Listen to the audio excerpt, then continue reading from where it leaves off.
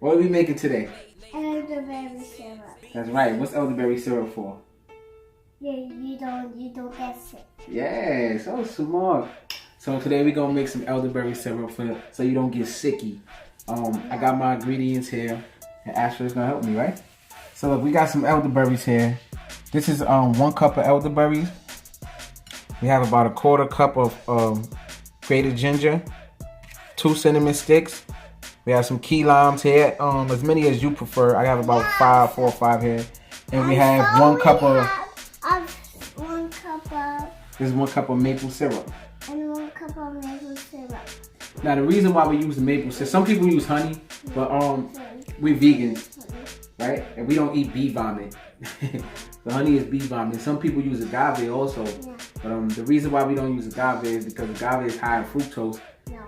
And if I'm not gonna eat high fructose corn syrup, why would I eat high fructose agave?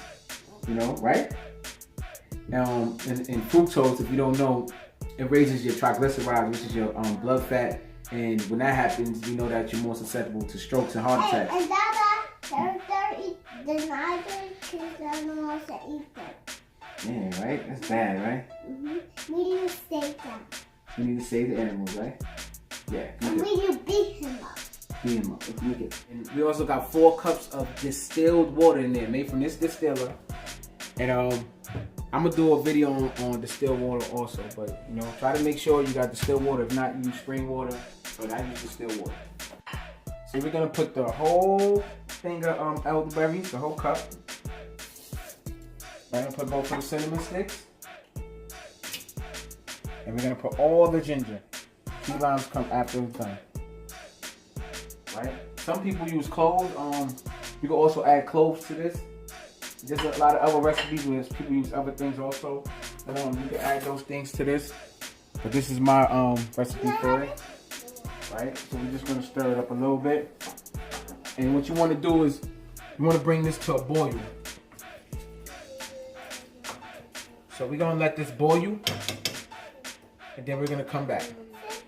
Yeah, mix it a little bit.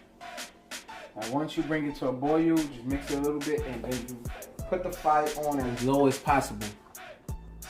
You want to put the fire on as low as possible, and you let it simmer now for at least 30 minutes to 45 minutes. About 30 to 40 minutes. Let it simmer. So we're gonna let this simmer, all right? We're gonna go play and let this simmer.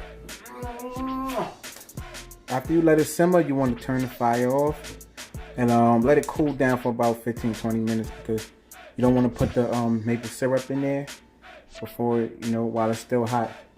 So you want to let it cool down, and then you drain it.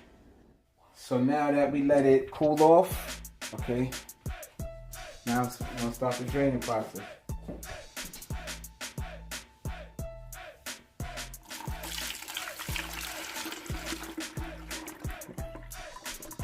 Listen, I'm going to show you why in a second. Alright, I got it. I got it.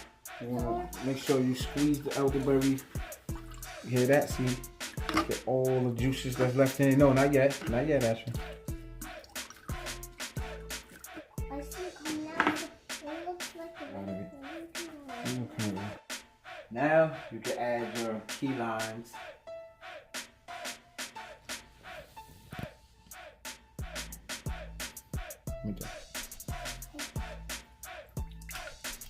Alright, last but not least, now you add your maple syrup in there. Come on. Yeah.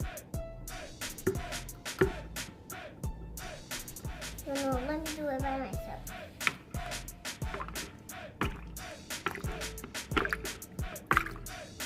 Pretty good, pretty decent. No, I can do it. Come on. And I don't think I have to add any more maple syrup. You want to pour your elderberry syrup into the mason jar. Get you a mason jar so you can store it in there.